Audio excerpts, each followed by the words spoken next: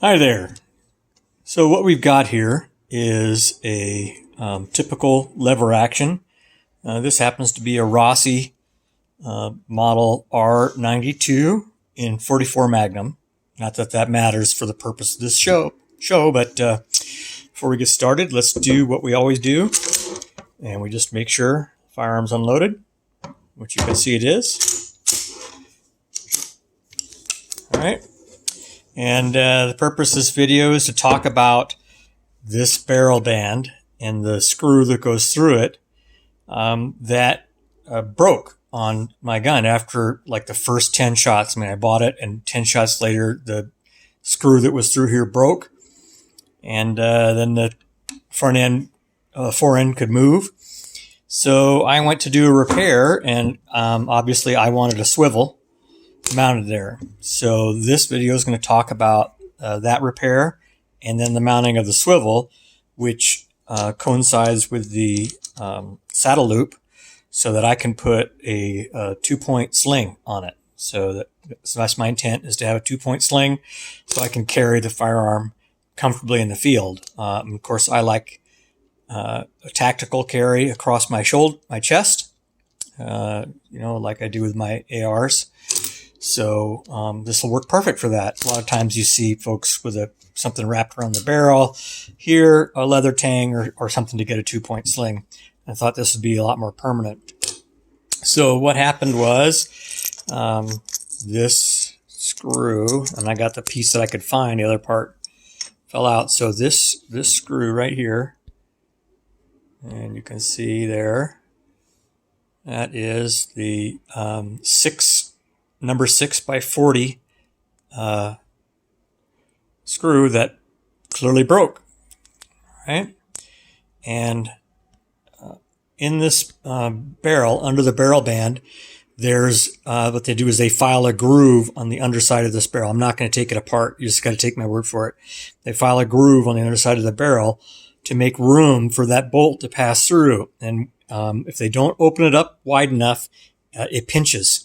And then it's a small bolt, so they crank it down, and then under the load of recoil, especially with this 44 mag, breaks. So what I did is I removed the barrel band, which once you punch out the broken bolt, or if you're going to fend off this problem or just upgrade to a swivel, then you just unscrew it, and then the whole unit, the whole fore end comes forward, and then you gotta rotate it up so that the top of the barrel band is underneath here, and then you can get it around the sight. So it's kind of a rotating mechanism to get it over the front sight. Otherwise, you'd have to punch out the front sight, which I don't recommend you do. All right. And also, it's a good idea to take off the front barrel band and you got to take off the mag tube. So to do that, you take out this screw right here, and then you also take out this screw, and then the plug and the spring. Then the front barrel band comes off, and then all this can come over, rotates, and it goes over the front sight. And then you've got it removed. So then what you're left with is the barrel band that has a hole on this side, and then it's threaded on this side. All right. So if you're going to add this swivel, you're going to have to upsize it. And I used a number 832 screw. So that Allen head is a number 832. Okay, 832. There it is, right there. That's what that is. And I bought one that's 2 inches long. So it's 832 by 2 inches long. And then you got to cut off the excess. All right. So you got an 832. So now you're going to have to drill and tap. So drill from this side, all right, because this has got a hole in it. So drill it on this side, and then get your drill for your tap, which will be 2 sizes smaller than you need for this. And I don't know what that is. You have to look it up. But it's 2 sizes smaller than what you drilled, so the bolt can pass through. And you drill from this side to this side, and what that does is that gets proper alignment for the threads that you're going to cut. All right, so you drill that through to the other side, and then what I did is I wrapped this in leather and I put it in a bench vise. And then at Ace Hardware, you can get a single tap. It's about $5. You get an 832 tap, and if you don't have a tap set and a handle, it's one of those things you should go to Harbor Freight and get a set. I use mostly metric, but I needed the 832, so I bought it. And then you just tap it, and you can use WD-40 to lube and just very easily screw the tap in until you feel some resistance, then back it out, and then screw it in, and then back it out, and then screw it in, and next thing you know, it'll be through. All right, so just remember, you never force it. Don't try to manhandle it, because you'll break the tap off inside there, and then you really got a booger. Okay, so you can use WD-40 or any kind of oil or grease to lube your tap. All right, and then when you're done with that, and you've got the hole drilled, okay, to accommodate the 832 bolt, what I did is I took one of these bad boys. I took one of these, and of course I'm an AR shooter, so I have a lot of these lying around, because these are quick connects, or what you use for AR slings. So I got two kinds here. I got this one here where you can see it's beveled like this, and that keeps you from accidentally hitting the push button, which releases these ball bearings. You can see when you push down, it releases these ball bearings, and they can fall in, and then you can pull this out of your receiver. And this one is a cheaper one. This one, I don't know where I got these, but I had several sets. I had these ones, which are better, and then these cheaper ones. And you can see this one has a perpendicular flush. It's not tapered like this one. See, this is tapered, and this one is perpendicular. So I wanted to use this. Okay, so I'll show you why in a minute. And I took a peanut grinder, and I ground this off right here, just right above the ball. I just ground it off, and then I put it on the belt sander, and I sanded it down a little so it was all flush and level. All right, and once you grind this off, the plunger and the ball bearings, everything falls out, and you're left with a big hole in here, and it's actually too big for the 832. So I bought this little bushing at Ace Hardware. Just go to their parts bin. You can see it's a plastic bushing. All right, and it's got a hole in it, which is actually too small for your 832. You have to drill that out. And this diameter here is too big to fit in here. So when you get done cutting this off, you're going to have to drill this hole out to accommodate this little bushing. But it's not much, and it's pretty easy.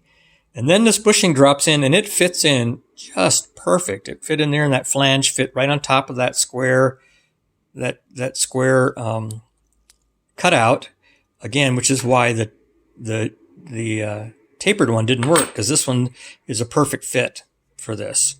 It fit right in there, and then you can see that when you sand this down just a little bit, the bushing is just will be, after you sand this down a little bit, this sticks out just a little bit, which allows, once it's all together, it allows your swivel to swivel. Okay, see, swivel. Because the bushing is a little longer than the depth of this swivel. So once you've done that, you've taken your swivel and you've drilled it out. This thing flops around bad once that's all apart, but it all goes back together. And then you put your bushing in there, and then you put it all back together. And move the stuff out of the way.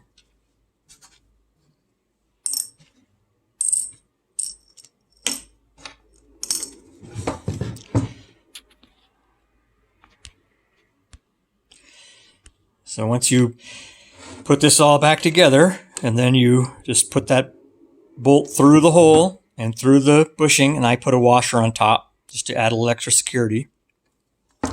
and then and you screw it all the way through onto here, it'll stick out. So then you've got to take your trusty Dremel and you cut it off as best you can, and then you get your sanding bit and you sand it off. Or if you got a file and you're good with the file, you could file it off, and then I just put a little marker on it, just black marker. It's not the best, but it works really good.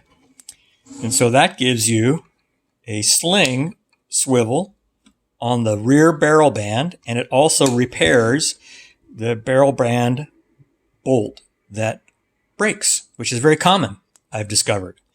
It's a common break on these guns. I don't know if that's a Rossi thing or a Winchester 94 thing. I certainly doubt Henry would do it, because Henrys are, $1,000 guns, and this is half that. But for my purpose, this is a great fix, and I am just enjoying the heck out of this gun. It shoots really well, 44 mag. I got it sighted in to 2 3/8 inch groups at 100 yards with a 240 grain bullet.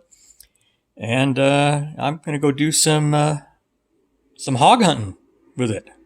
And I tell you what, even though I'm an AR-15 fan, this gun is fast, it's comfortable, it's easy to carry. There's clearly superior design. You can see why it's the gun that won the West. Not a political statement there, just admiring the design of the firearm. So there you go. Best of luck, and hope you have good shooting and shoot safe. Always point the muzzle in a safe direction. Always keep your finger off the trigger until ready to fire, and always keep the firearm unloaded until ready to use.